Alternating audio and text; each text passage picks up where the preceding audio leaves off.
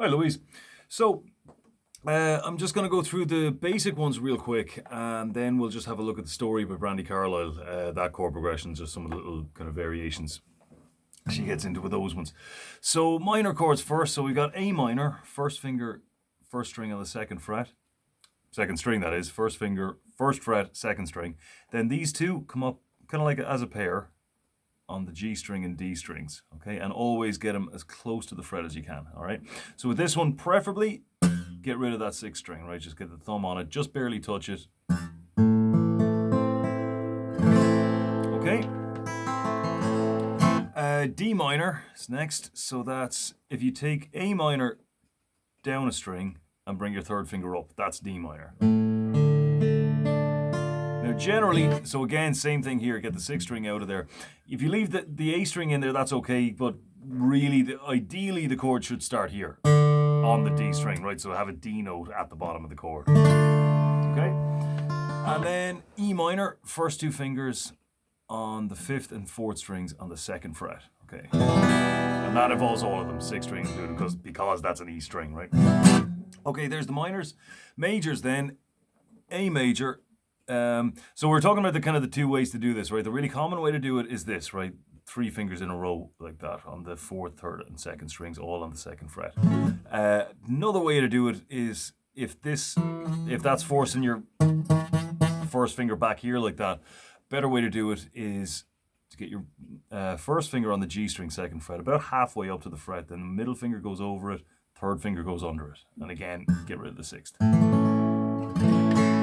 So next one then is C, so C major, so that's first finger, first fret, second string, skip over the G string, second fret on the D string, third fret on the A string. And try to, what you can do to get rid of the sixth string here, because you really don't want, you know what I mean, right? You want just that. So you can get the thumb on, as usual, or what you can do as well is just allow your third finger to kind of spill over onto the sixth string as well. That'll take it out too. D major, just a quick one on D major is if you're having trouble getting these two fingers right next to each other, which ideally they should be, right? What you can do is just kind of turn your hand a little bit so that your palm is facing the body of the instrument. Then they'll come in right next to each other much more naturally. Kind of if you come in with a neutral angle with your wrist here, this tends to happen. And it's kind of a little bit difficult to get your first finger up as high as it could be. But if you turn it over, that's it. And then third finger, and just keep that one dead straight because it's kind of difficult not to touch the ones on either side there. Okay. And again, definitely get rid of the sixth string for that. E major. So I've already done E minor, right? So you can see the difference there. Open G string for the minor, first fret on the G string for the major.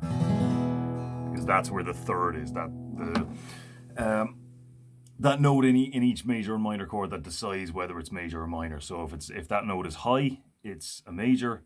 In other words, if that note is a major distance away from the first, the root note, then it's a major chord. If it's lower, it's minor. So we'll get into more detail on that later anyway.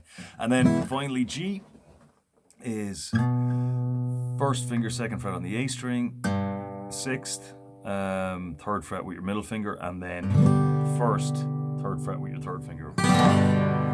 Okay, so there's all the basic ones. Now, what we were talking about in terms of going beyond that was two ways, right? There's the bar chords where you get all the other major and minor ones, and then there's variations like sevens and add nines and all the different types of chords we were talking about and all the different kind of vibes that go with those different types. So, what we did with the story about Brandy Carlisle, she's got an F sharp minor in there. Well, it's capoed up 2 frets, so that'll be really a G sharp minor. But she's using an E minor chord shape to get it, right? So that's with bar chords. In order to have yourself covered and make sure you can get any major or minor chord without having to go too high up the fretboard, for me the best way to go about that is to be able to bar E and A major and minor, right? So take an E minor here, playing it with the little fingers, take it up 2 frets, bar across. Good rule of thumb there is to get this joint here on the G string, directly on it, right? The G string tends to be a bit difficult to get down with the bar, but if you've got that joint where the bone kind of protrudes out the way, get it directly on the string, Again, as I said, it's not exactly comfortable, but it does work. So there's F sharp minor. So we'll capo up 2nd fret. So this song is in the key of B. Now B is an awkward key to play in, right? So what you could do is you could take it up 2 frets and play it like you're in the key of A, right? So now,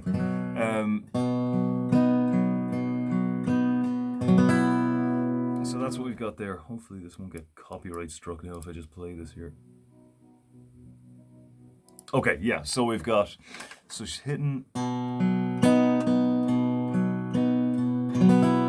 so we're coming up, bringing the 3rd finger up for an A sus4. So remember, it's the 3rd that decides major or minor. And you can tell from this A major shape here that this is the one that decides major or minor, because when it's up here on the 2nd fret, it's major. And when it's down here, it's minor, right? So if I bring it, so that's the 3rd, right? Minor 3rd, major 3rd.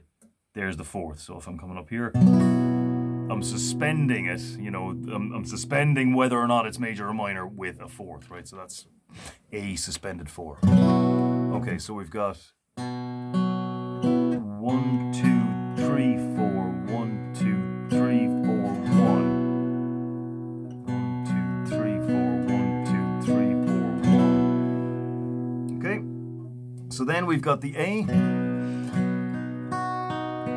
E. Now, it's an E, basically, right? But what she's actually playing is, you can hear that note in there as well, right? So that makes it an E7. I'll get into more why that's an E7 next time. But basically, it's E major, add in your little finger 3rd fret on the B string. Then, so this is the tough one, right? So we're taking the E minor shape, bringing it up 2 frets, barring it for an F sharp minor. Now, grant that's really a G sharp minor because we're capoed up, but we'll call it F sharp minor for now, okay? And then